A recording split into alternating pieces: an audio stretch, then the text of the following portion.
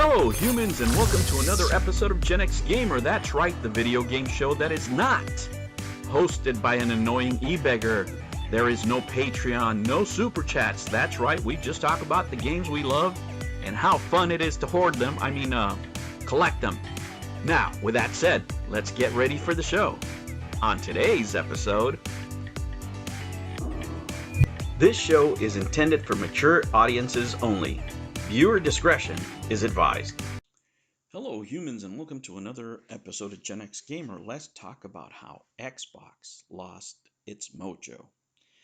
Guys, I have a proposition for you here, and that is that how do we go from this to the horrible boxes that we're seeing today?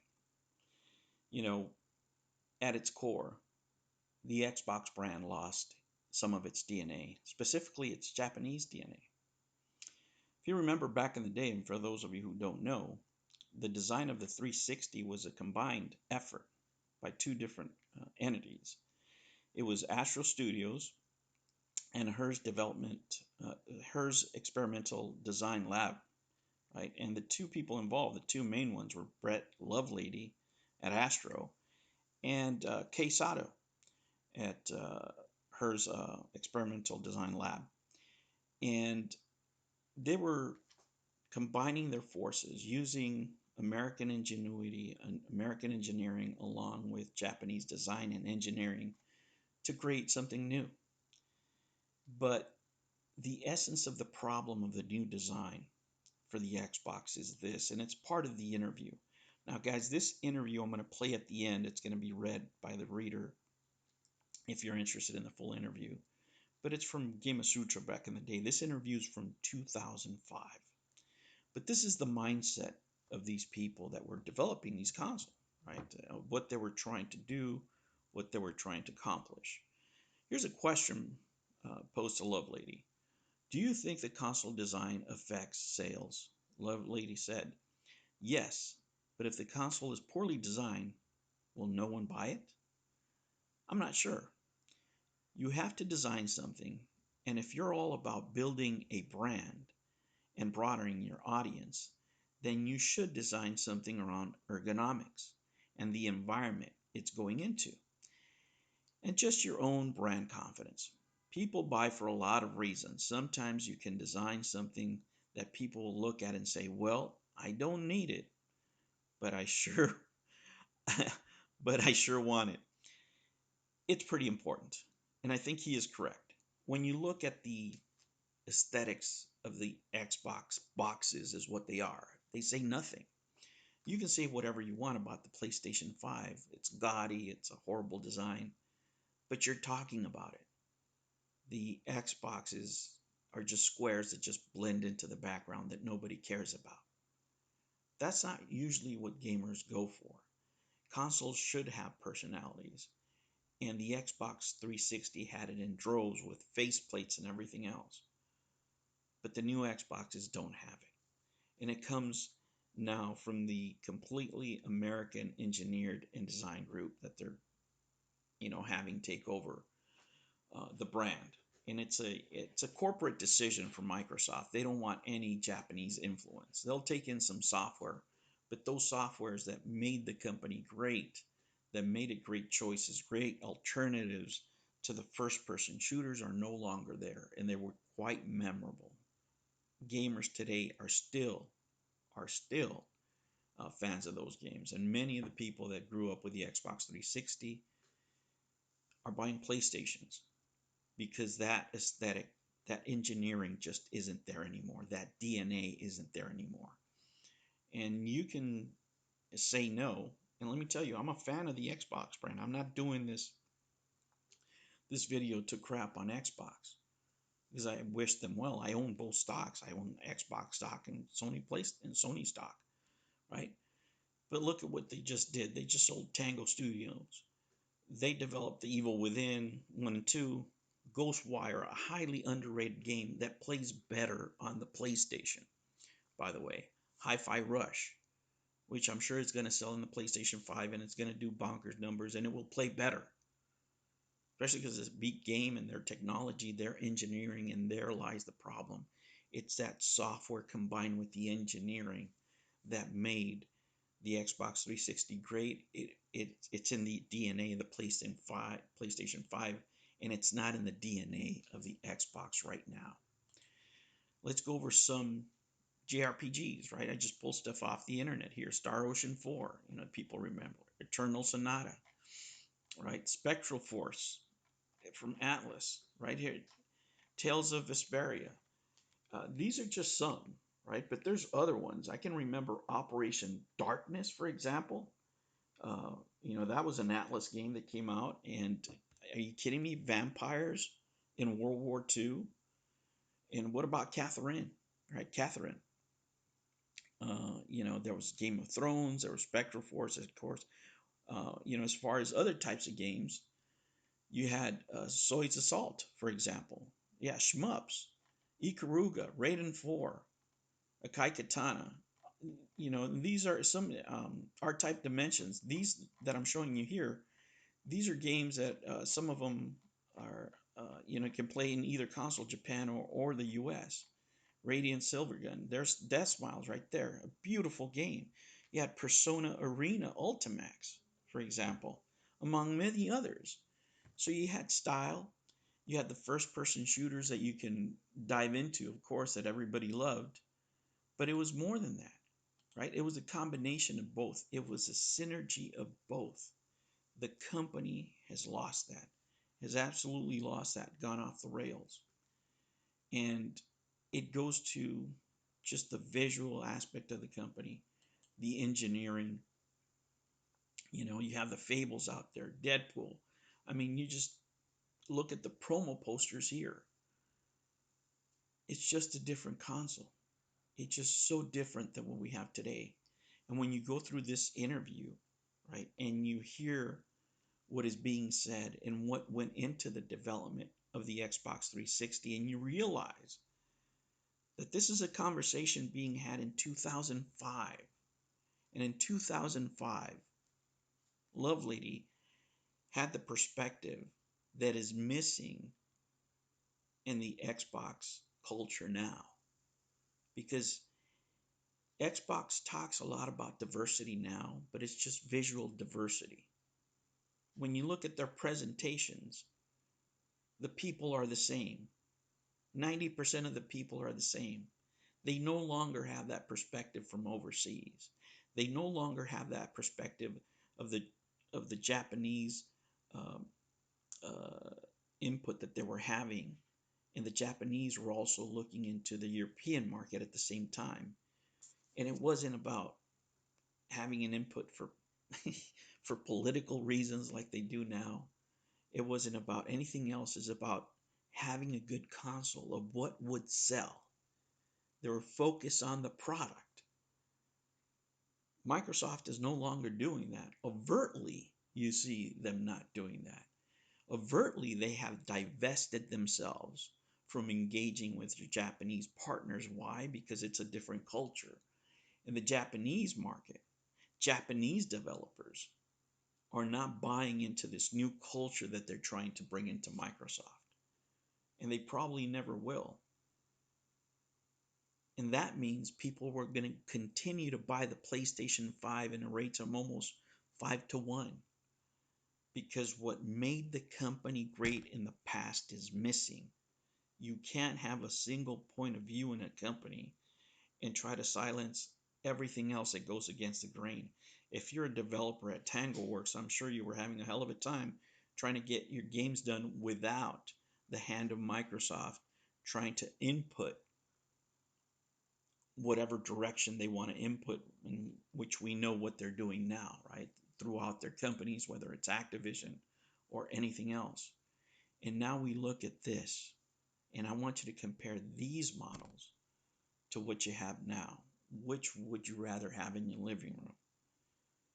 There's a lot of great things about my Xbox Series S, right? There's a lot of great things about my PC, but they don't compare to the Xbox 360 designs. There's no faceplates. There's no personality in these boxes. They might try to be able to buy some software out there, but that's not going to compensate for the whole experience that they're missing that they used to have. And it's so sad to see it because at the core, I know that Microsoft will not change course. They're not going back to have a very big Japanese influence in the company. And that is so sad to say. All right, humans, I will catch you on the next one. I'm going to play the full interview at the end. It's going to be read. I don't have voice to do it. It's pretty long, but the reader is pleasant. So I hope you'll enjoy it. If you want to stick around to hear the whole interview, let me tell you, it's interesting and it still resonates today. Everything that they talk about in that interview, at least Lovelady, who gives the interview, touches on many points that Microsoft right now is missing. Thank you so much for joining me, guys. I'll catch you on the next one. Take care. Interview, Astro Agogo, designing the look of the Xbox 360. Gamasutra catches a moment to speak to Astro Studios president Brett Lovejoy about the artistic and practical considerations behind designing the appearance of the Xbox 360. Brandon Sheffield, contributor. July 11, 2005. 19-minute read. The Xbox 360 will be the first of the next-generation consoles to hit the market, and as such, it has to make a bold statement if it is to gain the interest of the cynical modern consumer. To this end, Microsoft hired the design firm Astro Studios, already successful in other areas of consumer electronic styling, to help handle the new console's physical design alongside a consulting firm, HER's Experimental Design Laboratory, based in Japan. From the subtle X branding, to its attempts to incorporate design cues from end users, to the very naming of the console and how it impacted on design, Gamasutra had a chance to talk to the San Francisco-based Astro Studios as it took us through the process of helping design the Xbox 360's look. The goal was to make a machine that seemed powerful, vibrant, and aesthetically different from the first Xbox, and we sat down with studio president Brett Lovelady to find out just how they went about achieving it. Gamasutra, tell us a bit about your company. Lovelady, Astro Studios is a company I started about 10 years ago to essentially blend technology, lifestyle, and design into product development.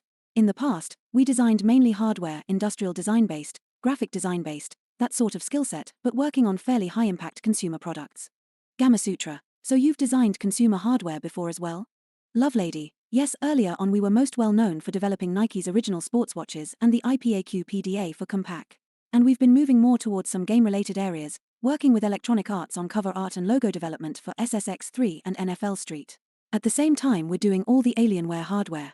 So the Alienware thing is probably what set us off in that direction. Gamasutra, what aspects of the 360 are you responsible for? Lovelady, we are responsible for the whole look and feel, the outward aesthetic. This includes the features, how it looks as overall design language, how it works with the controller and peripherals working on the camera, the charging systems for wireless remotes, and then the box itself, obviously. Gamasutra, how were you asked to work on 360? Did you pitch, or were you asked? Lovelady, we were asked. There were 6 or 7 other design firms, and Microsoft had received concepts from all of them. While going through a huge internal editing process, Microsoft liked a few things, but the designs weren't connecting to the whole experience design. So they invited us in to pitch ourselves, and they chose us to take over and start over from scratch. All of the work that had been done was set aside. The Japanese firm that we worked with was one of the firms that Microsoft was working with in the beginning. Microsoft liked their ideas, but didn't think it was totally resonating, so they had another pass at it as well. Then from that point, there was a lot of crosstalk with Japan. Gamasutra, how many iterations did you go through? Lovelady, we went from early ideas into 3 major idea directions. Once the main idea was chosen, we went through 4 or 5 refinement iterations. These iterations were not as major, and covered aspects from materials to control functionality. We found the changes to be very important, but some would see them as not as crucial. Gamasutra, did you have input into the hardware features? Lovelady, yeah, we had quite a bit, especially the interpretation of those features, discussions of if elements of hardware are going to be wireless or not, going from the long connectors to a wireless scenario and strategy, also whether the console will stand vertically and horizontally, how do things switch and interplay, how do we deal with memory, how do we deal with add-on modules, via wireless or hard drive for example. Gamasutra, what goes into designing consoles? How do you plan for it? Lovelady, there is a lot of interaction between engineering and marketing. We're really living in both of those worlds a bit. Marketing has a lot of goals. Who do you want to sell to? You need to make sure of the core gamer, for example, and what their needs are, but also branch out into other areas with marketing goals and big picture ideas. And then we talk with engineering to see what's feasible. We need to pack all of this into a small box. It can't burn down, it can't blow up, it can't melt, and it has to put out the right power. We lay out the electronics so there is access to everything, and blend that with what we think is a good design. It's kind of like getting all of the ingredients before you can make something, and then pulling it all together. Gamasutra, so you had to work around the guts of the system. Could you move those components around within the console? Lovelady, we get some say. It's a give and take. There are some realistic things, like you can't put a heat-sensitive item near a super hot chip, but things like ergonomics, physical access, and elements like that have to communicate in a common sort of way as well. But then you're looking for a sense of design as well. Gamasutra, do you go through an approval process as well? Lovelady, it's a funneling process. That's probably a better way to think of it. We immerse ourselves in as much information as possible, and then start creating ideas, and through a series of review funnels until you get to the chosen design, and work on that really hard to produce it. Gamasutra, what statement does the name 360 make? Lovelady, it's interesting that Microsoft chose 360 as a name, because it was well after a lot of what we'd already come up with. Part of it was that Microsoft sees it as an amazing digital portal, an access point. They wanted something that would be this gateway from the physical, tangible real world to the voyeuristic world of gaming. So the idea is that we've got this box that's a containment device that is containing some pretty amazing power. You can't just let anyone in or out of the portal, or the access point. So the idea of containment and protection, and even a sense of there being something pretty powerful inside this, we've got to make sure it's safely contained. Also, the console has to stand vertically as well as horizontally, so when they chose the name 360, one of our main goals from the beginning was that we had to design it from every angle. There are a lot of products which have one side where you say, oh, that's where they had to put all the nasty stuff, all the connectors and everything else. And when this is out in the homes and kiosks of the world, there will be connectors and plugs in it, but you don't want there to be an ugly side to the console. Gamasutra, so is that some of where the idea for the name came from? You know what, a lot of the real Xbox 360 came from the kind of circle ring of light aspect of it, and the wireless. Even the idea that it starts with people, and no matter where you go, it comes back to you. So the completion of the circle became kind of a theme. Gamasutra, did you listen to a lot of feedback from users of the original Xbox console? Lovelady, yes, interestingly, we couldn't resolve everything. There are some aspects where we say, yes, we're propagating some issues that were there in the past, but you can't resolve them all. So which ones do you choose? And that's everything from what it costs, to manufacturing time, to the legacy of the color green, or the Nexus mark. How does that evolve, or does it change completely? That goes through an editing process, and prioritization process, and the final decision goes to the people in power who make the decision and have the resources to build the end unit. Gamasutra, did you design the controllers as well? Lovelady, yeah, we did. The controllers had a ton of history, and when we started designing them they had already gone through a lot of ergonomic testing.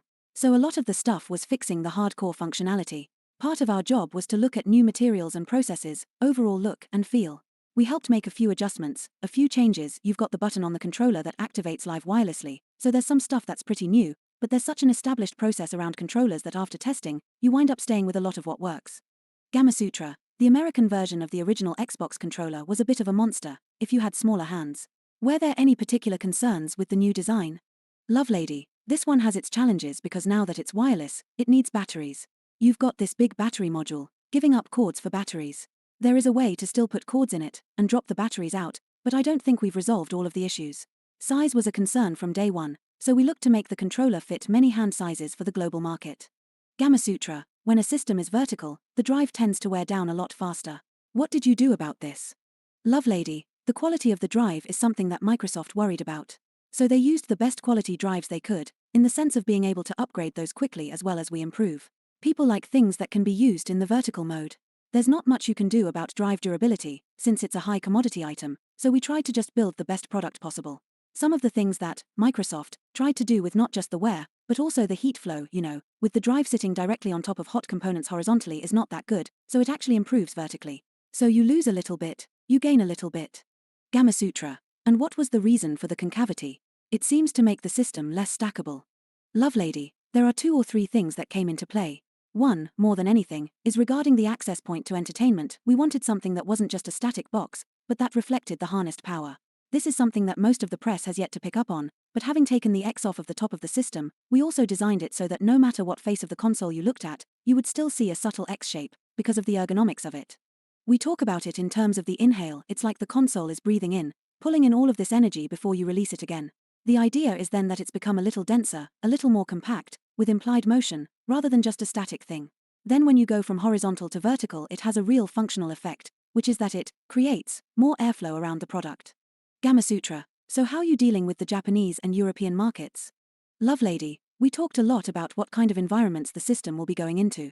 Our partner firm that's listed in a lot of the credits is called HER's Experimental Design Laboratory, which is a pretty strong design firm out of Osaka.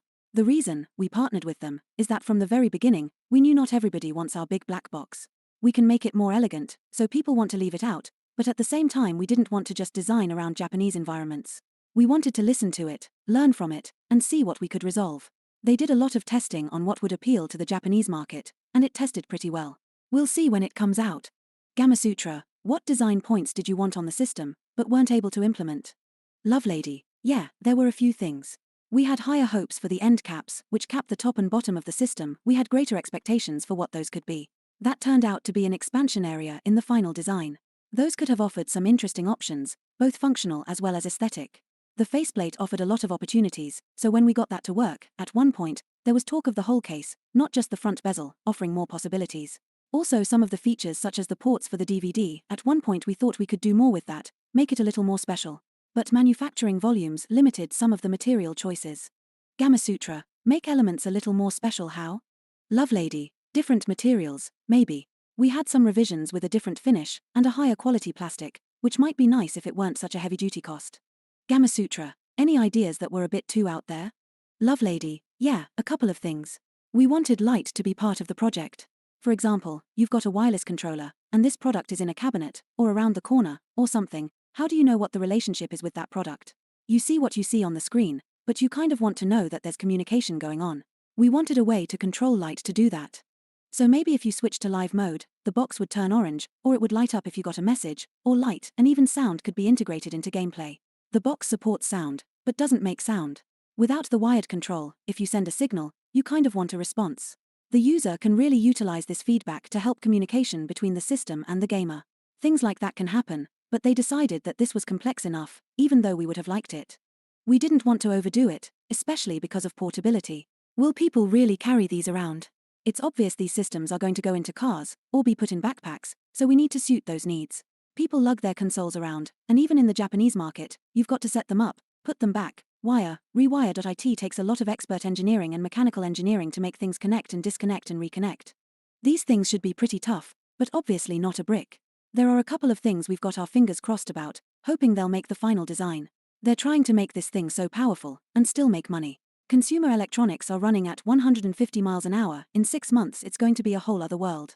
Gamasutra, is there anything you're disappointed with about the final design? Lovelady, one of the things is that it's still an electronic product, so we had to deal with air, and heat, and physics, which sometimes compromise the overall design. But that's just the harsh reality. Extra venting had to be added to the product, and you've really got to push through production issues like that. And you're looking inside the system and there's like a blowhole where air can come out. Gamasutra, so mostly aesthetically?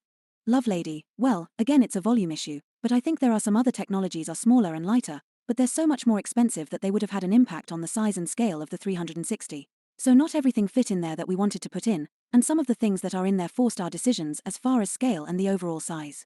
We knew Sony would be pretty tough to compete with the size issue. It's an interesting question, especially when you get to the Japanese market where miniaturization is very important in consumer electronics. One of the things that benefits Sony is that they have all of these years of expertise in manufacturing products, whereas Microsoft is using outside contracting, engineering and so forth, so it's a difference. Gamasutra, what do you think of the PS3 and Revolution designs? Lovelady, I haven't seen them up close, but from what I've seen online, it's what you'd expect from Sony. They're trying to make a home living room device. They've matured in their marketing perspective, but I don't think the PS3 has as much character as past Sony products from a memorable, iconic, almost humorous standpoint of talking directly to the gaming community. A little stronger gesture would be nice. Nintendo's always been so simplistic in a lot of what they do, so I applaud the restraint to not make it more than it is. At the same time, I expect more character and personality out of anything in the video game world. If you like it or hate it, you've made a bold design statement. But if you go for the middle of the road, where people don't care, that's not a good thing. Gamasutra, do you think console design affects sales? Lovelady, yes, but if the console is poorly designed, will no one buy it?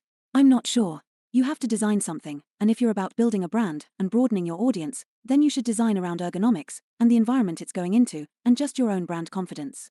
People buy for a lot of reasons. Sometimes you can design something that people look at and say, well, I don't need it, but I sure want it. It's pretty important. Gamasutra, do you play games yourself? Lovelady, yes, but not very well. My son kicks my butt.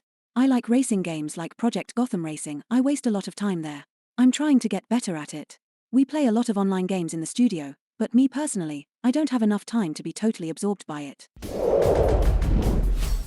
New videos every Monday and Sunday. Thank you for joining me on another episode of the Gen X Gamer. Remember to like and subscribe, click that notification bell, and remember, never ever be afraid to be happy. I'll catch you on the next one. Take care.